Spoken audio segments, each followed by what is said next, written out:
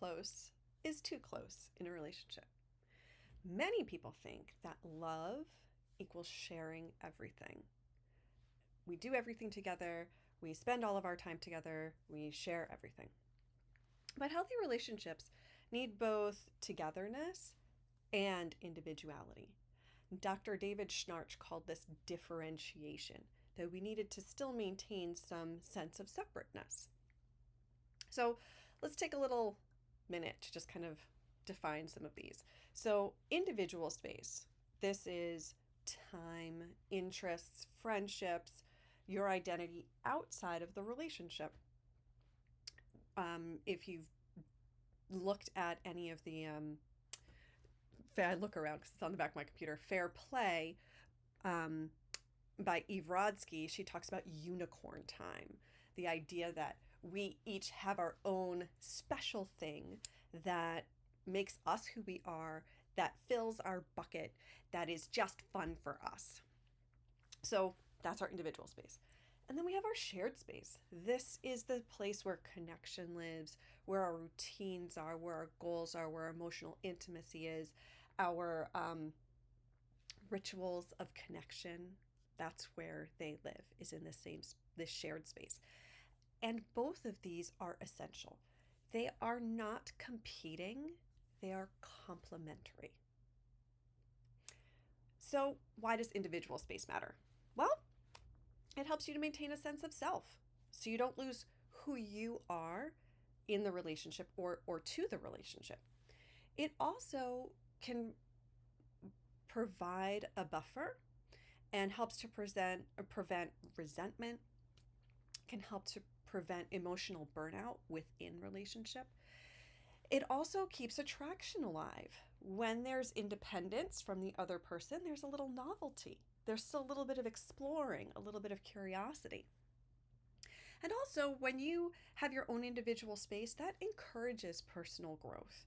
And when you grow, you bring new energy into the relationship. And relationships are growing all of the time. So why not be intentional about the way your relationship is growing and the energy that you're bringing into it? So why does shared space matter? Well, shared space is where we build trust and where we build emotional safety, which is integral to people and relationships. We need trusting and emotional safe environments. So our shared spaces, that's where we have our shared meaning, where we create memories, where we have, like I said, rituals of connection. We've talked about 6-second kiss and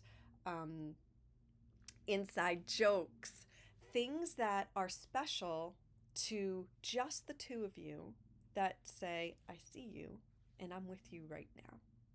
And again, that can be cups of coffee in the morning, the pattern of being with each other and checking in with each other, spending time.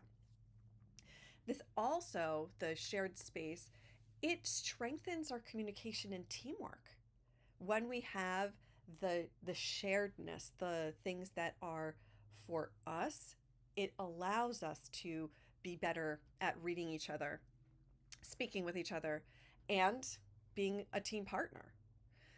So when we have that shared space and we're both investing in it and we're both communicating and we're both building trust, that reinforces commitment and connection. Okay, so shared space matters for our relationships.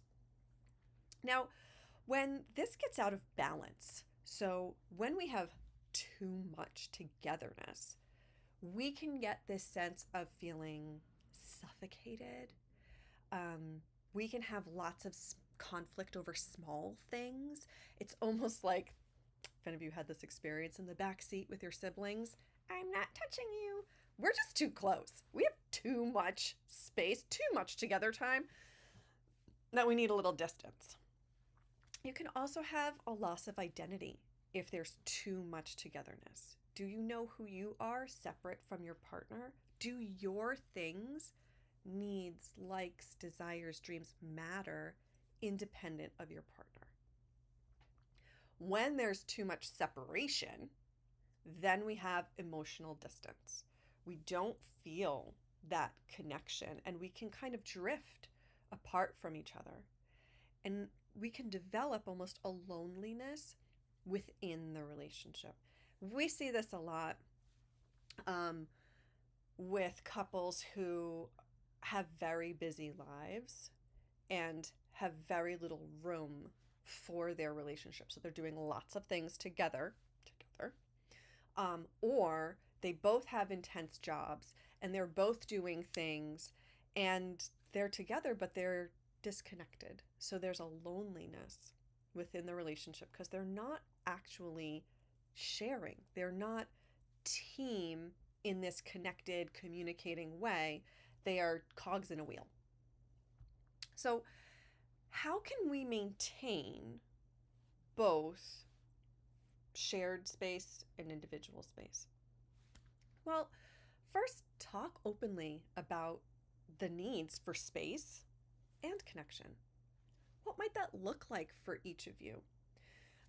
I often hear couples say things like, well, I don't know why she wants more space. We spend, 3 hours hanging out on the couch together.